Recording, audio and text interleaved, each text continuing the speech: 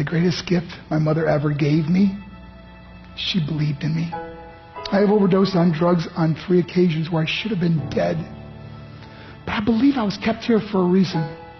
You show me your friends, I will show you your future. How do I know this? I hung out with losers, and I became the biggest loser of them all because I gave up everything I dreamt about as a little boy because of who I chose to surround myself with. My friends would drive me home at 2, 3, 4 in the morning. We'd be drunk and high, laughing in the car. We'd pull up in front of my house in New York. They go, Mark, the light's on. I go, oh man, my mother's up. See, my mom wouldn't go to bed until she knew her son was still alive. I'd walk in, she'd say, hi Mark, how was your night? I go, it was good, Mom, I'm just going to go to bed. She goes, can I talk to you for a minute? I go, Mom, I'm tired, I'm just going to go to bed. She goes, Mark, I haven't seen you all day and all night. Can I please talk to you? I said, man, just leave me alone. You bug me. I'd slam my bedroom door on the one person who believed in me. I was on a worldwide tour and we were wrestling overseas in Japan. After my wrestling match, I went upstairs in my hotel room and I fell asleep.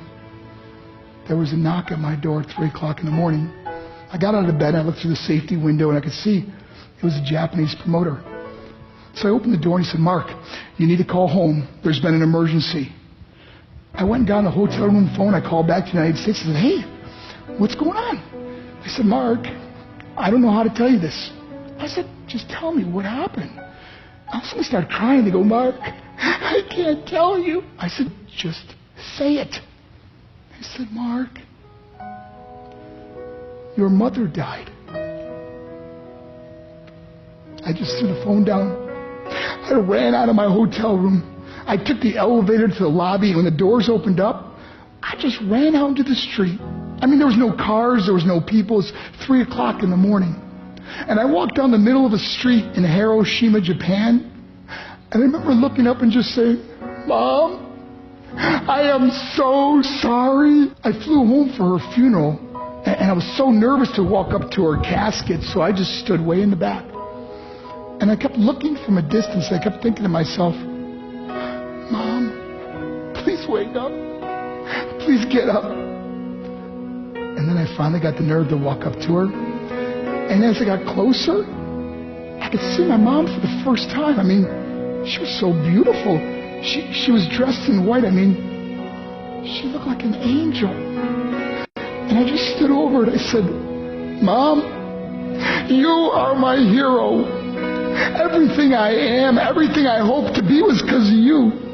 You loved me so much. You gave me a life. You're the only one that ever believed in me. How did I repay her? By getting drunk, by getting high, by getting stupid, by hanging out with losers. For what? All she ever wanted to do was talk to me. I wish I could talk to you now, Mom. I wish you could see what I'm doing. Why couldn't I have been a better son? We are defined by our choices. But if you surround yourself with people involved in drugs and alcohol and pills, it's a dead end.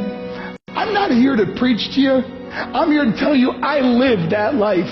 It leads to broken hearts, broken relationships, broken dreams, and death. For what? To get high? If you have a mother or a father, when you go home, tell them how much you love them. See, my whole life was about being rich and famous. I had to be a millionaire. I had to win the race. I had to win the race at the expense of my marriage, my family, my friends. For what? To be all alone in the world? I learned what is truly important, and that is how precious this gift of life is, and our families, and how quickly it can be taken away. See, I no longer live in time. I live in moments. See, it's not what's in your pocket that matters. It's what's in your heart that truly matters. Love.